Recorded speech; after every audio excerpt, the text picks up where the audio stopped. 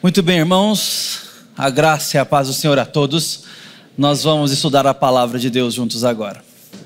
Eu quero convidar você ao Evangelho de Lucas, capítulo 17. Nós vamos ler do verso 11 até o verso de número 14.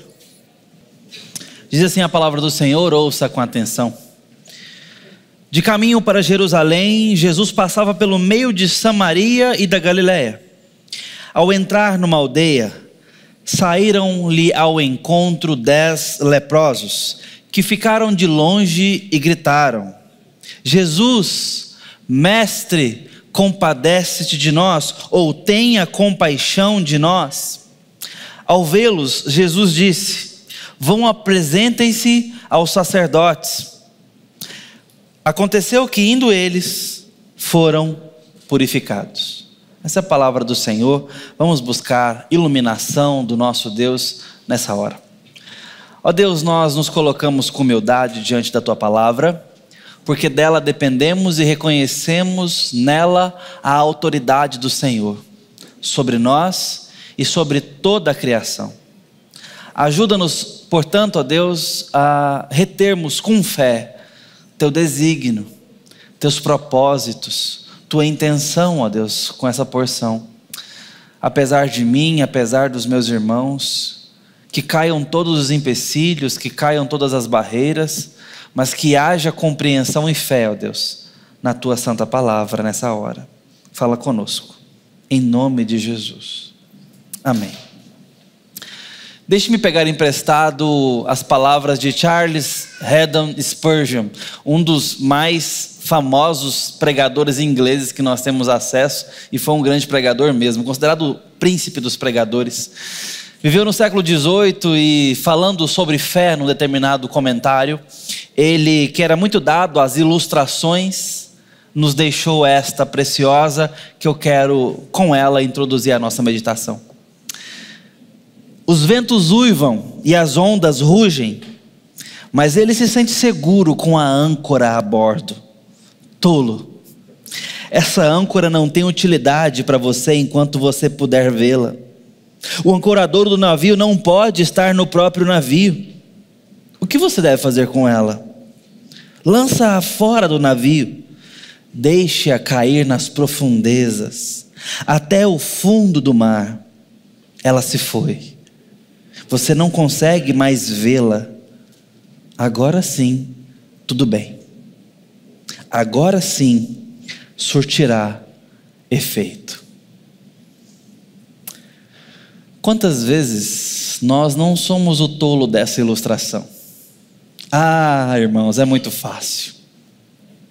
Como é fácil nos agarrarmos à mínima sensação de garantia e segurança. Como é fácil nos apegarmos àquilo que deveríamos lançar fora. Como é difícil, em contrapartida, dependermos de Deus e termos fé para viver. Você já viu a história de comedores de semente? Gente que come semente é gente que, para garantir nem que seja um punhadinho, não tem coragem de lançar a semente e escondê-la na terra, perdê-la de vista, para que no futuro, quem sabe, brote, germine e brote, cresça, desenvolva, floresça e frutifique. Mas no futuro, plantar é um exercício de fé, não é? É um exercício de fé. A gente não está ali cuidando de cada detalhe, cada milímetro. Agora eu abro a semente, agora eu puxo. A gente lança a semente, ainda que coloque com cuidadinho. Minha mãe dizia que eu tinha mão boa para mudas. Eu arrumava mudas na rua e levava para o nosso jardinzinho e plantava quando molecote aí dos 12 anos de idade, mais ou menos, 13. E as mudas pegavam. Ela falava: você tem a mão boa. Não sei se existe mão boa para isso, deve ser uma das nossas superstições, mas funcionava. A gente floria ali o nosso jardim sempre. Mas plantar é um ato de fé. A gente coloca ali e espera. depende. Você pode regar, você pode fertilizar, pode moer umas cascas de ovo e jogar ali, ajuda na fertilização do solo, dessas nossas plantinhas de quintal. Mas o crescimento, a germinação por um todo, essa não é a gente que fabrica. Então os comedores de semente é esses que hesitam semear e abrir mão da semente para colher o fruto abundante depois, porque não sabe se o fruto vem. Então prefere de forma subnutrida comer semente. Não se alimenta ninguém comendo semente, comendo recurso. A âncora no navio da figura do Spurgeon fala disso. Aqueles que no vendaval se sentem seguros porque veem a âncora, mas a âncora no navio não tem efeito, ela precisa sumir de vista. E é nessa reflexão de perder de vista que eu quero te chamar a olhar para 10 leprosos. Porque a caminhada da fé exige que algumas coisas a gente perca de vista. Porque a fé é um exercício de crer em coisas que não se veem. Nós precisamos perder algumas coisas de vista para vivermos na fé. E isso é agressivo para a nossa geração. Isso é completamente contraintuitivo para a nossa era. Uma era de mais conhecimento, de mais consciência, uma era de mais conectividade, uma globalização informatizada, relâmpago, instantânea. Nós queremos garantias. Nós já temos muito mais educação financeira que os nossos pais sonharam ter. Nós temos muito mais noção de mundo, ou pelo menos achamos que temos, do que as eras passadas. Nós temos noção, então nós temos condição de ter um pouco mais de garantia. E nós trabalhamos muito para ter garantias, para ter seguranças, para termos ancoradouros a bordo. É ou não é? Nós queremos garantias. E não está errado não, isso vem de um lugar muito precioso. Isso vem lá de um jardim chamado Éden. Ou pelo menos de um lugar chamado Éden, que tinha um jardim maravilhoso. Porque nesse lugar Deus fez o homem perfeito, seguro e estável. Um homem com garantias de felicidade, de satisfação e de realização. Esse homem sabia o que é dependência e realização. Equação essa que a gente talvez não conheça, porque lidamos com o pecado. Pecado esse que chegou cedo na história da humanidade e o expulsou da presença de Deus. E sem Deus na vida, nós não conseguimos descansar. Nós nos colocamos no lugar de Deus.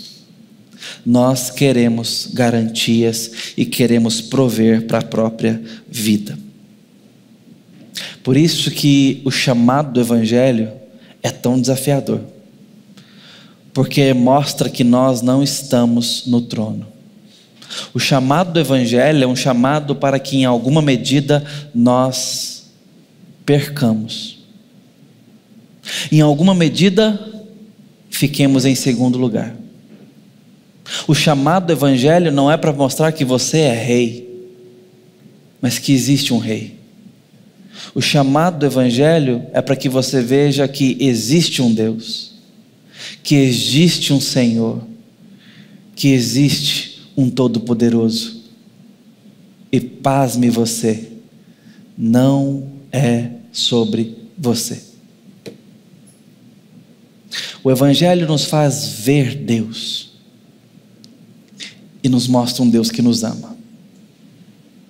O Evangelho me chama para morrer, para viver. Esse texto não me mostra a saga do discipulado, o chamado do Evangelho, e talvez poucos nos ensinarão tanto nessa matéria do que essas 10 pessoas leprosas. Quem são? Quais são os seus nomes? Quais suas histórias? Nesse momento não importa. Por quê? Porque a lepra nesse mundo era morte sistêmica. Sim, era uma sentença de morte de vida, porque de fato, em algum tempo a pessoa morreria sem cura, mas também outras falências viriam mais cedo e chegavam antes. Morria a relação familiar, tinha que sair de casa. Morria a relação com os amigos, a relação social, porque ele tinha que sair do meio da sociedade. Morria a identidade, não tem mais nome, não tem mais identidade, não tem mais cargo, não tem mais profissão, não tem mais carreira, não tem mais direito de ir e vir. Se visse alguém, ele tinha que, por responsabilidade cívica, gritar: eu sou leproso, não se aproxime. Ele tinha então deveres e poucos direitos. E carecia agora, se outrora médico, comerciante, professor ou mesmo um rabino, não importa o que era, agora leproso, pedinte na periferia da cidade.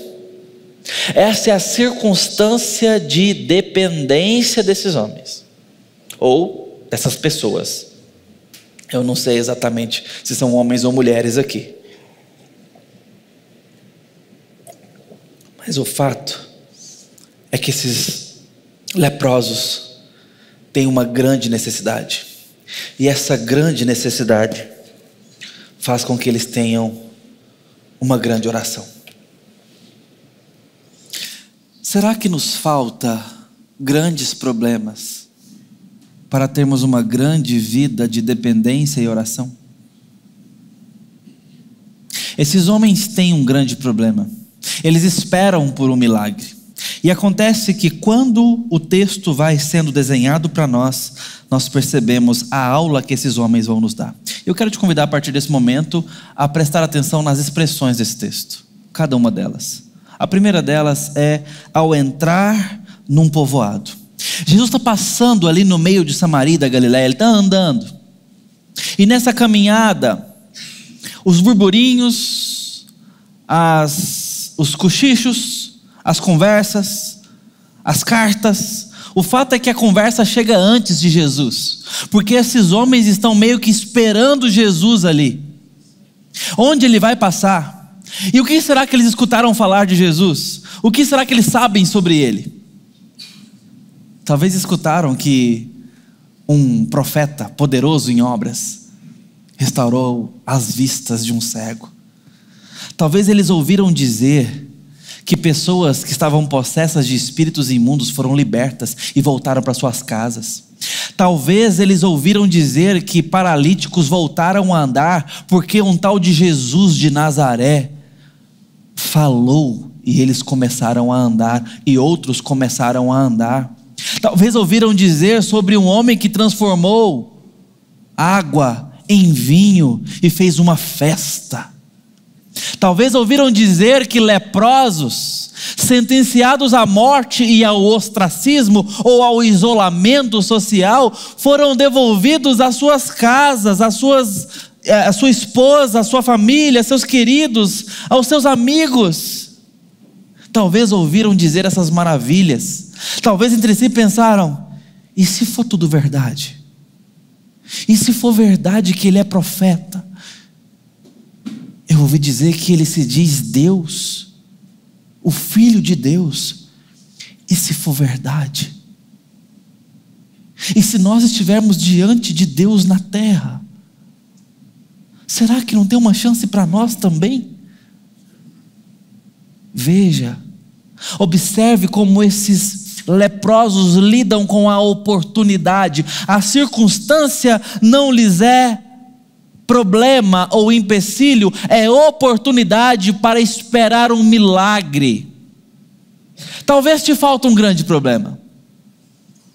Quer saber? Eu vou orar para Deus te dar um grande problema. Estou brincando. Mas a questão é que muitas vezes nós precisamos ser provocados. E Deus não hesitará em te fazer buscá-lo. Esses homens buscam porque Jesus está por perto. Então talvez ele seja alcançável ao entrar num povoado. Para pensar um momento. Jesus está ali. E quem ele diz ser? O Filho de Deus. Se ele se diz Deus homem, é porque Deus em algum momento tomou uma decisão radical o que poderia parecer, melhor dizendo, loucura. O que se parece insano. Deus abre mão de receber glórias angelicais eternas para se humilhar num nascimento virginal por uma moça chamada Maria, pobre, numa cidadela sem valor, sem glória, para nascer numa manjedoura, porque sequer tinha lugar para nascer com dignidade. E ali ameaçado, sai fugido, bebê frágil, no lombo de um burro. Esse é Deus na terra. Parece loucura, e é mesmo. Mas Deus decidiu vir humilhantemente, fez Deus encarnar, nascer frágil, e a história não melhora. Porque agora adulto ele continua sendo desacreditado, continua sendo maltratado, continua sendo insultado, continua sendo desacreditado, será enganado, será cuspido, será maltratado, será açoitado, será crucificado. E até hoje zombam dele. Até hoje não querem seus seguidores por perto. Não querem a fé dos seus seguidores em muitos cercos ou comícios. Não tem muito espaço para isso. Isso é coisa de evangélico, não é? É coisa de religiosos, essa tal de fé aí que vocês falam. A coisa não melhora muito para Jesus. A sua humilhação vai à última consequência, vai ao último grau, porque ele veio padecer, ele veio morrer. Mas por que ele faz isso? Porque ele quer nos levar de volta à presença do Pai. Então ele paga o preço humilhante da obediência, paga o preço e o custo do pecado, recebe a condenação que era para muitos, e adota filhos e filhas para Deus na cruz, e ressurge, e nesse momento se torna mais tangível do que foi outrora, porque aqui ele está passando entre Samaria e Galileia, e de passagem alguns podem vê-lo, mas quem está em Éfeso não pode, quem está ali na Galácia não pode, quem está em Roma não pode, ele tem que chegar lá para vê-lo, para tocá-lo, para pedir dele um milagre. Mas quando Jesus ressurge dos mortos, ele diz aos seus discípulos, e isso fica registrado para chegar a toda a igreja de todo o tempo, em todo lugar: eis que estarei convosco todos os dias, e um dia eu voltarei e vocês me verão. E envia o Consolador para caminhar conosco, e diz: orai sem cessar. Onde estiverem 2 ou 3 em meu nome, ali eu estarei. De certa forma, o que está acontecendo aqui diante desses homens, ou desses leprosos, está acontecendo diante de nós. A presença de Jesus acessível, porque ele entrou num povoado. Isso significa que ele se encarnou, que ele fez o que tinha que fazer para ficar alcançável por gente que não pode alcançá-lo, para ficar tocável por gente que não tem dignidade de tocá-lo. Eles podem chamar por ele vozes que não são dignas de pronunciar o nome de Deus, como eu e você. Jesus entrou num povoado, então isso significa que ele está por perto. Ele tem interesse em pessoas, em vidas quebradas, em problemas. Ele veio consertar grandes coisas e fazê-las novas. Ele veio, irmãos. A encarnação de Cristo muda tudo. Paulo diz aos Efésios, no capítulo 5, verso 14, a seguinte expressão: desperta, ó tu que dormes, levanta-te dentre os mortos, e Cristo resplandecerá sobre ti. Será que não está nos faltando um pouco mais de interesse em Cristo? Será que não está nos faltando vasilhas vazias para levar a Ele, encher de azeite? Deixa eu te dizer, o Evangelho nos ensina a depender, mas não depender como quem cruza os braços. O Evangelho nos ensina a depender como quem tem expectativa e alcança as mãos em Cristo, dizendo: eu posso receber um pouco do Senhor, eu posso ter um pouco de Ti, ó Deus, porque Ele está aqui olhando para nós. Você se lembra de um outro leproso que certa vez chegou aos pés de Jesus e disse: Senhor, se Tu quiseres, ficarei limpo. Você se lembra da resposta de Jesus? Quero, fica limpo, quero. Mas essa fala de Jesus foi em resposta a uma oração. Será que resposta Jesus está esperando para te dar, que você até hoje não ousou perguntar? Deixa eu te dizer uma coisa: Jesus se encarnou para te dar vida, e vida abundante. Isso é prova que Ele está interessado na sua história. Isso não te faz o centro da história, nem o centro de Jesus. Não me entenda mal, não é esse o ponto. Mas o ponto é que Jesus, o centro da história, o centro da vida, o centro do universo, se encarnou, se esvaziou para morrer por mim e por você, para que nós pudéssemos ter vida e vida em abundância com Ele, nele e para Ele. Cabe a nós ousarmos dependermos de Deus para os problemas dessa vida, porque Ele é por nós e não contra nós. Ele veio por você, não contra você. Se você crê em Cristo, você é feito nova criatura, e está nele, é ramo da videira que Ele é. Ele há de cuidar de você. Quantas respostas, o quanto de realização Deus pode ainda te dar, que você ainda não ousou pedir. Um pastor batista, John Piper, ele falando sobre providência e oração, ele diz: olha, Deus quer que certos pregos sejam pregados numa madeira, e Ele vai pregar pregos na madeira, mas de tal forma que as marteladas são orações, e a resposta dele é a perfuração da madeira.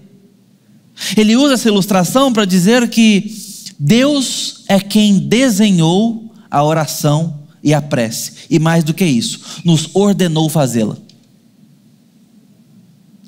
Deus nos ordenou que nós levássemos a Ele toda súplica, lançássemos sobre Ele nossas ansiedades, e sem cessar clamássemos por Ele, pedíssemos, rogássemos.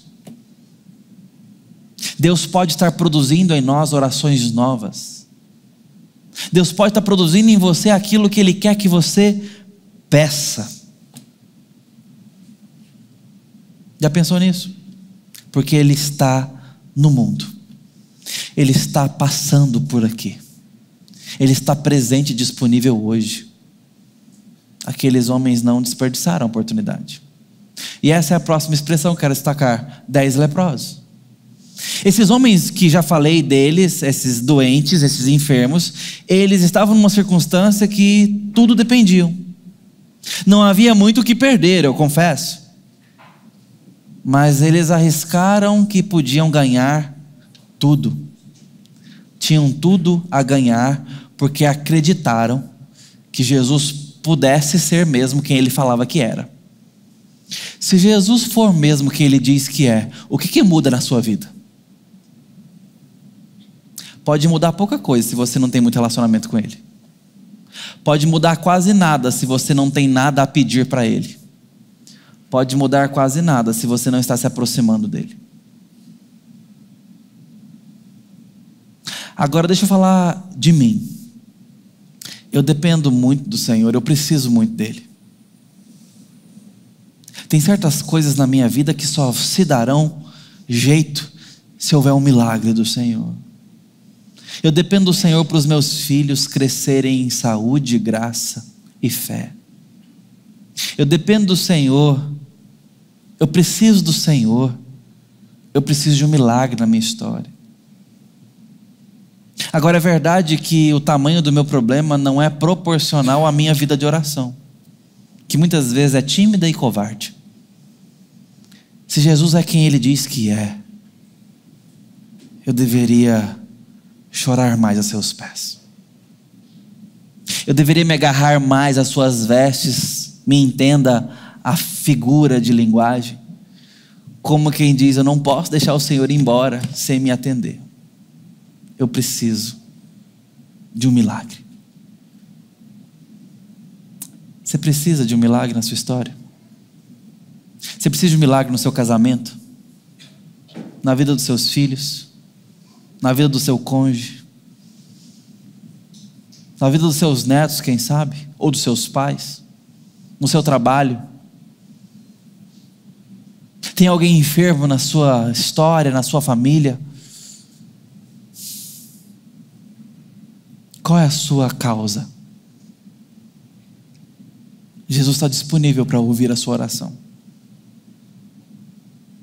Ao entrar num povoado, 10 leprosos saíram-lhe ao encontro e disseram em alta voz, terceira expressão: Jesus, mestre, compadece-te de nós, tenha compaixão de nós. Gritaram em alta voz, gritaram em alta voz.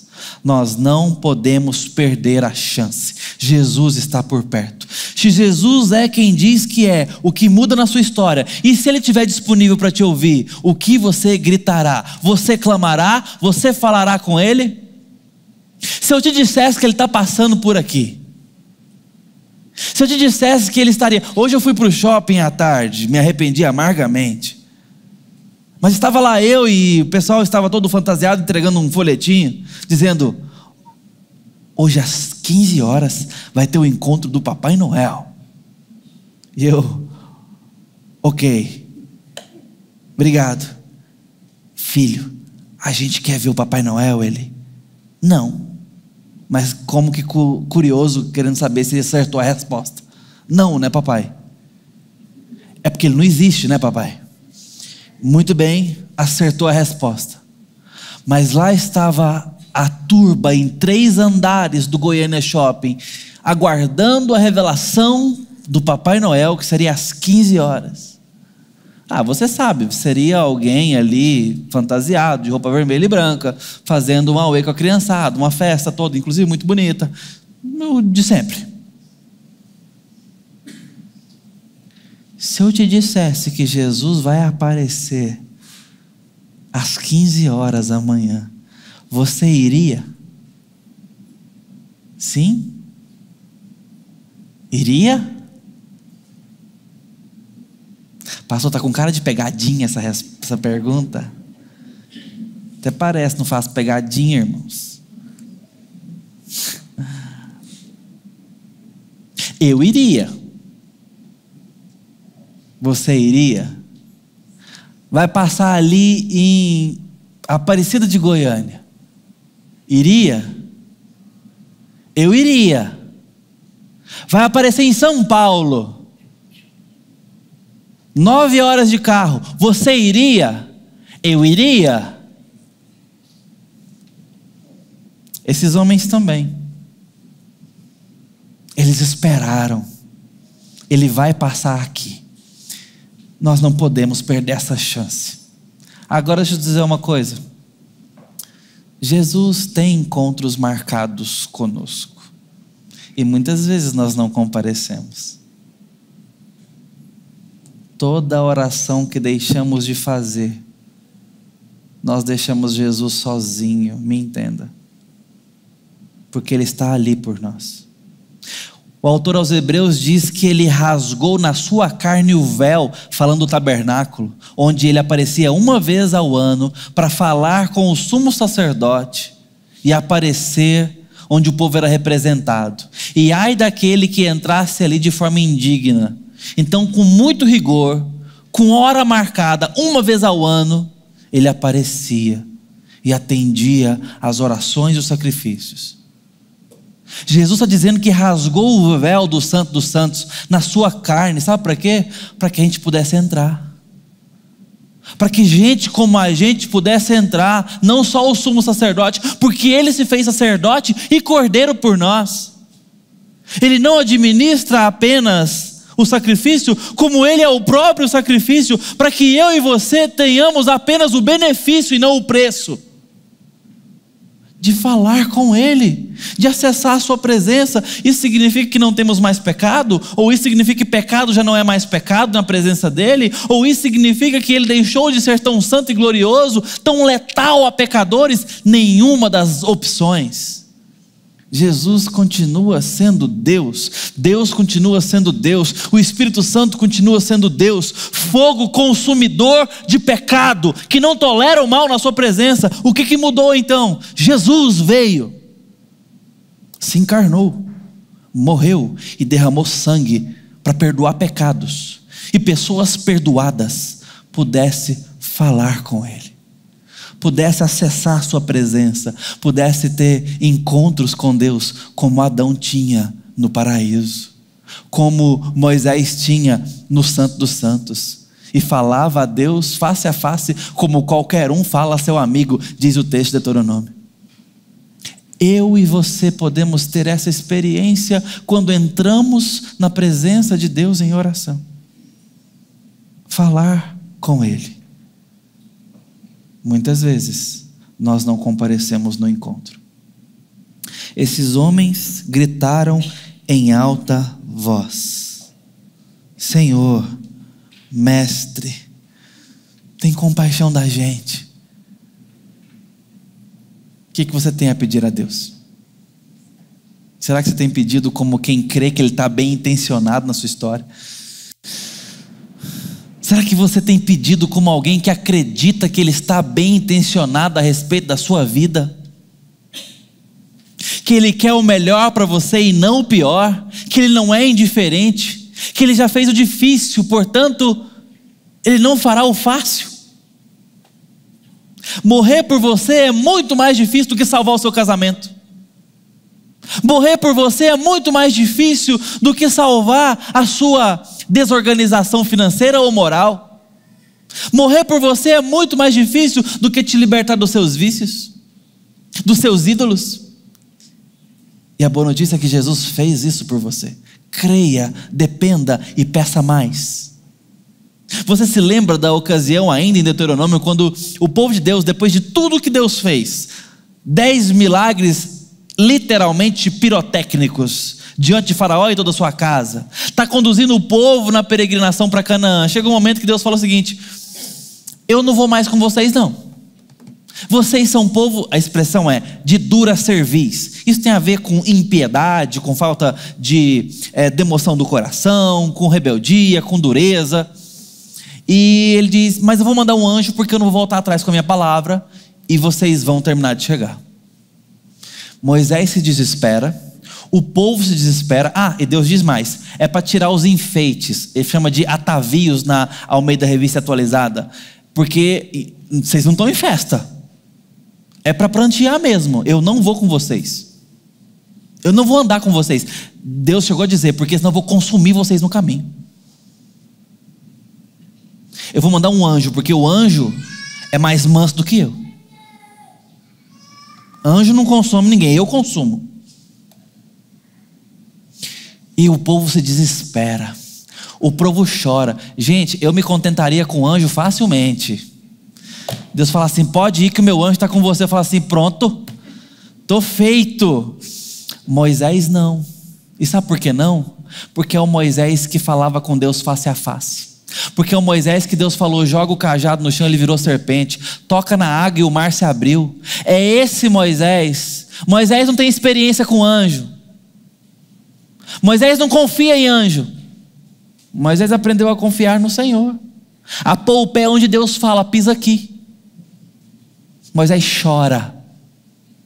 O povo chora na liderança de Moisés, se arrepende, se quebranta. E sabe o que Moisés faz? Volta para a presença de Deus e ora, e fala: Senhor, se achei graça aos teus olhos, lembra que esse povo é teu povo, e rogo que me mostres agora a conhecer o teu caminho, e me faça conhecer mais graça aos teus olhos. Essa é a oração de Moisés. Os argumentos são ótimos, e sabe o que é pior, entre aspas? Funciona, porque Deus fala: então tá bom, eu vou com vocês. Olha o que aconteceu nessa cena. Deus mudou de ideia? Não.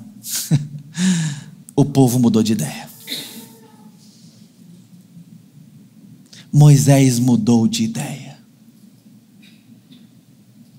Deus fez com que uma oração fosse feita.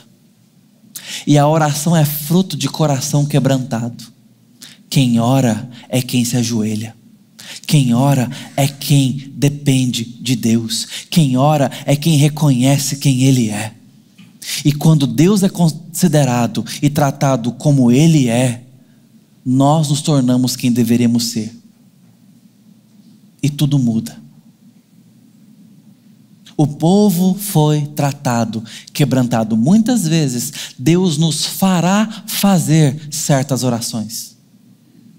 Muitas vezes Deus nos levará para certos desertos para que coloquemos nossos olhos nele e não nas nossas âncoras dentro do barco.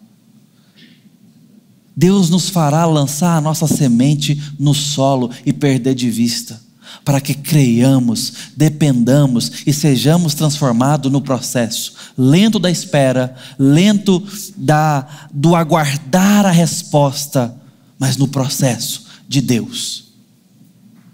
E é isso que está acontecendo aqui.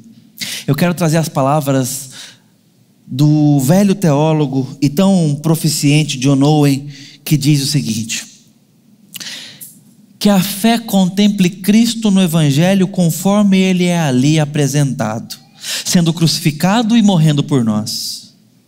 Olhe para Ele sofrendo sob o peso dos nossos pecados, orando, sangrando, morrendo. Ao contemplá-lo dessa forma, traga o seu coração mediante a fé. Aplique o sangue dele às suas corrupções.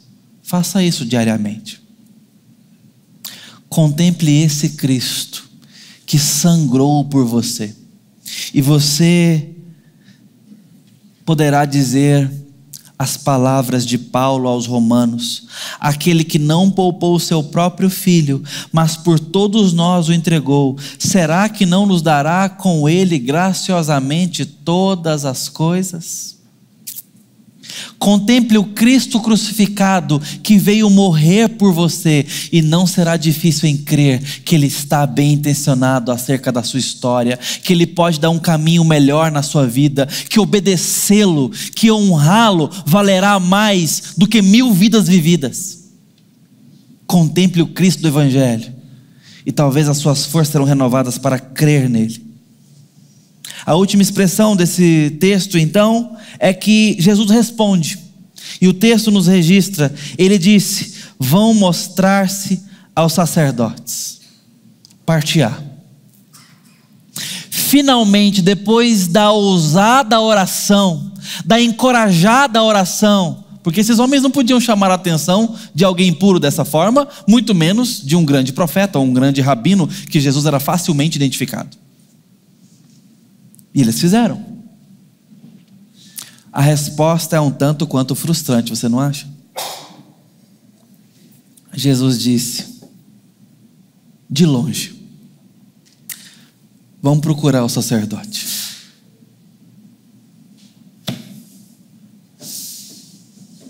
Você talvez poderia pensar como eu: acabou a chance. Era o nosso único tiro. Falhou. A gente não pode chegar perto de um sacerdote, ainda mais o sacerdote aqui da aldeia, do povoado. Acabou a chance para nós. O sacerdote. Por que um sacerdote? O sacerdote é aquele que diria se uma pessoa está pura ou impura. É ali o vigilante sanitário. Jesus terceirizou. Jesus não foi lá e tocou neles. Jesus não foi lá e fez um barro com a sua saliva, ele aplicou. Jesus não transformou a água em outra coisa. Jesus não chamou os céus para se rasgarem. Jesus não faz nada. Jesus passa direto e manda um recado: vão lá para o sacerdote. O que você faria no lugar deles? Não se precipite. Pensa um pouco. O que você faria no lugar desses homens? Se você estivesse precisando de uma grande resposta do Senhor, se você estivesse investindo em oração e visse a resposta do Senhor na sua palavra dizendo: vão mostrar-se ao sacerdote. Um caminho que parece lógico, um caminho que não parece poderoso, um caminho que não parece resolver, e mais, um caminho que não tem provas e sinais, garantias de que vai funcionar. O que você faria? Obedeceria? Se você apressadamente disse sim, eu faria como eles. Ora, Jesus mandou. Então por que você não está nesse momento obedecendo a palavra de Jesus? Por que nessa hora você não pega a palavra de Jesus e lhe obedece? Na simplicidade e muitas vezes na complexidade do que ele orienta. Porque eu e você gostamos de garantias e sinais antes de obedecermos. Nós só fazemos aquilo que nós achamos que logicamente faz sentido. Deus manda orar porque é assim que Ele responde e nós não oramos. Deus manda a gente trazer das nossas ofertas, dos nossos recursos, e nós não fazemos porque achamos que vai faltar. Deus manda a gente evangelizar porque Ele fará, e nós não cremos que Ele pode salvar uma pessoa. Achamos que aquela ali é difícil demais. Achamos que aquele ali é indigno do Evangelho. Deus manda e ordena confiar nele mais do que nas finanças, e nós estamos comendo recurso. Tantas ordens, tantas direções, tantos apontamentos, e nós descaradamente desobedecemos porque estamos abraçados com nossas próprias âncoras dentro do navio. Então não se precipite.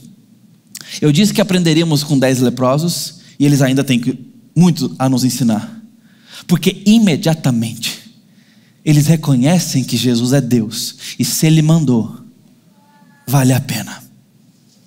Sem titubear, esses homens se levantam, certamente com dificuldade física, e vão mostrar-se ao sacerdote. Não havia formigamento, não havia luz brilhando, não havia sentimentos prontos, não havia garantias, só havia a simplicidade de palavras, mas que saíram da boca de Deus. Tão simples quanto um livro preto e branco pode ser, mas que saiu da boca de Deus. E eles creem e obedecem. E diz o texto que indo eles foram purificados. Quantos passos de obediência são necessários para vermos a mão do Senhor mudando a nossa história, nos dando direção e até mesmo, pode ser, fazendo com que milagres e sinais sigam os que creem e não o contrário. Lembra como era em Atos? Os sinais seguiam os que criam e não o contrário. Onde há pessoas crédulas e tementes a Deus, nós vamos ver os seus sinais, não o contrário. Não haverão sinais para que o povo se ajunte. Via de regra, é o contrário. Deus ajunta um povo quebrantado, um povo fiel, um povo que ora, um povo que ama, e ali nós vamos ver a sua mão bondosa agindo. Isso não quer dizer que nós condicionamos Deus, é o contrário, irmãos. É Deus nos condicionando na comunidade da fé, onde Ele se manifesta. É o condicionamento de Deus para a vida quando lhe obedecemos. É exatamente o que está acontecendo aqui. Indo eles, foram purificados. Nós não devemos esperar algumas garantias para então obedecermos a Deus. Não procure por seus sentimentos. Quando o meu sentimento, quando no meu coração eu achar que, aí então eu vou fazer, porque eu ainda não senti de Deus. Ainda põe Deus na história. Eu não senti de Deus que eu devo fazer isso aqui que a palavra me manda. Você está dizendo que você pode confiar nos seus sentimentos, mas em Deus não. Não espere por sentimentos. Não espere por uma grande contrição para então se demover do seu pecado. Caso contrário, você está dizendo que confia no seu arrependimento, mas não no Deus que pode dá-lo. Não espere por uma grande alegria para então exultar na sua salvação. Caso contrário, você estará confiando no seu coração e não no Deus que salva. Faça, obedeça, vá como se Deus já tivesse feito. Se Ele mandou, vá. Você se lembra, eu quero ainda usar Moisés uma última vez. Quando ele sai do Egito e tem um mar na frente, Deus já tinha mandado que o povo marchasse. Mas quando eles chegam ali, o que acontece? Um mar e o exército atrás. O povo então logo questionou. Moisés falou: calma, vou fazer uma ligação, já volto. Senhor, é que tem um mar, eu não sei se o Senhor calculou bem essa rota. Tem um mar, Deus, mar. E o povo está vindo ali atrás, com espeto na mão. Você lembra o que o Senhor aprontou lá, né? Eles não estão muito felizes com a gente. A resposta de Deus é fantástica. Abre aspas. Por que clamas a mim? Diga ao povo que marche. Tu.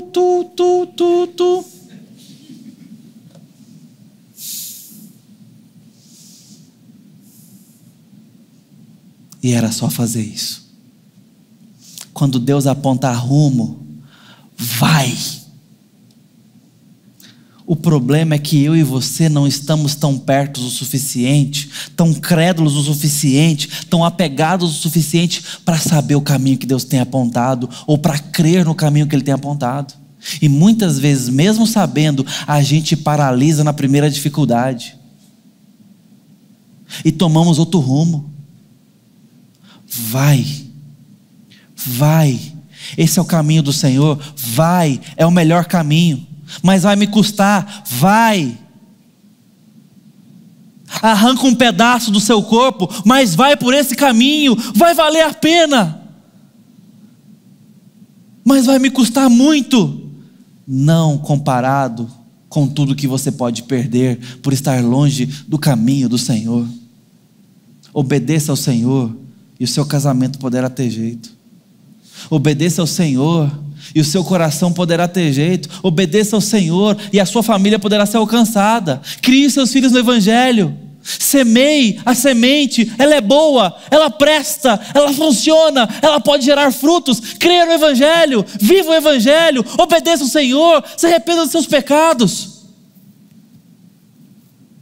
Volte. Jesus está bem intencionado. Ele quer o melhor para nós. Enquanto eles iam, foram purificados.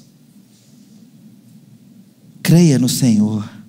A fé precede tudo que devemos fazer, para então fazermos.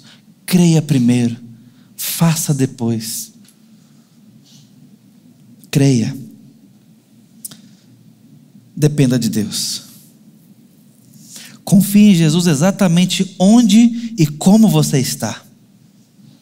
Não coloque condições para confiar em Jesus, para depender de Jesus. Se lança nele.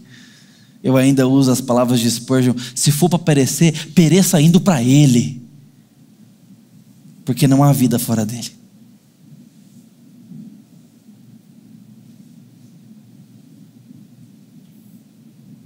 Pereça indo para Ele, se for o caso, mas não vá para outro.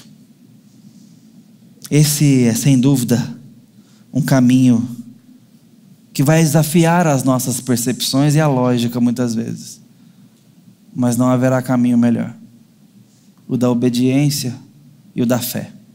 Ouse crer em Jesus um pouco mais, a ponto de colocar os pés onde você não está vendo muito chão, mas é o caminho que Ele apontou. Só não vá pular em buracos que Deus nunca mandou você ir e falar: vem comigo, Jesus.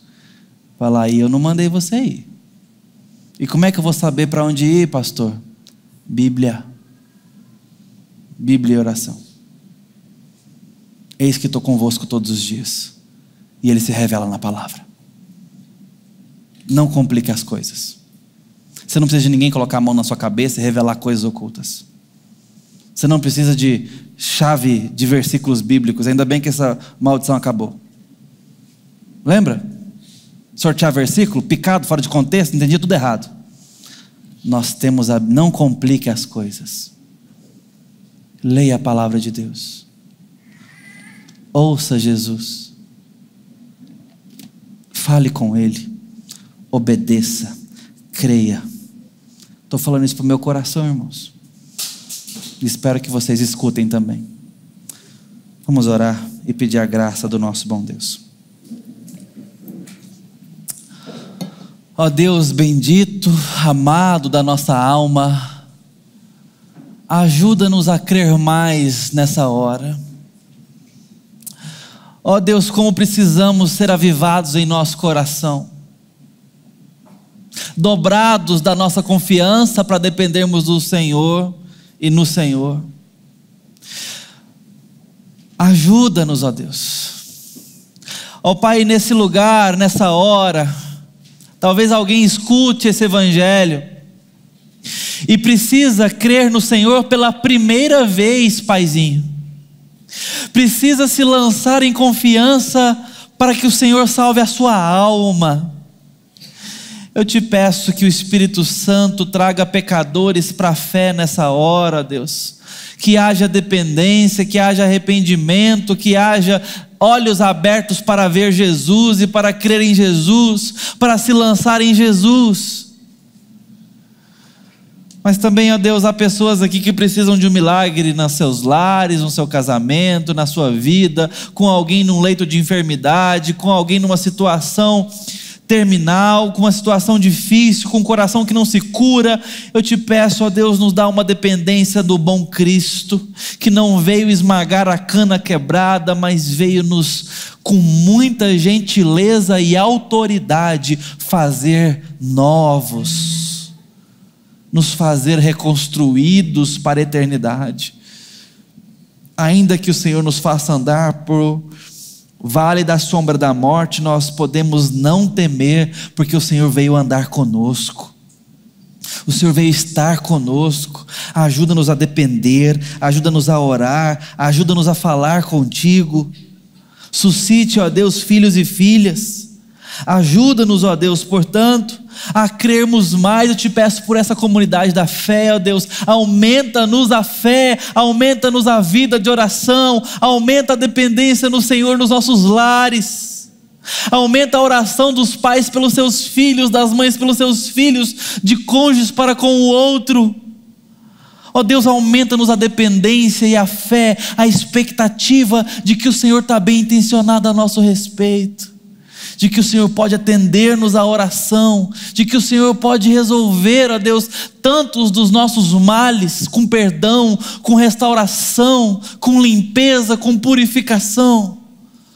Ó Deus amado, que o Teu Santo Espírito nos convença, nos atraia, nos dê profundidade, nos dê mais amor por Ti, nos dê mais convicção do Teu amor por nós. No nome santo de Jesus, o Cordeiro, que morreu por nós. Amém.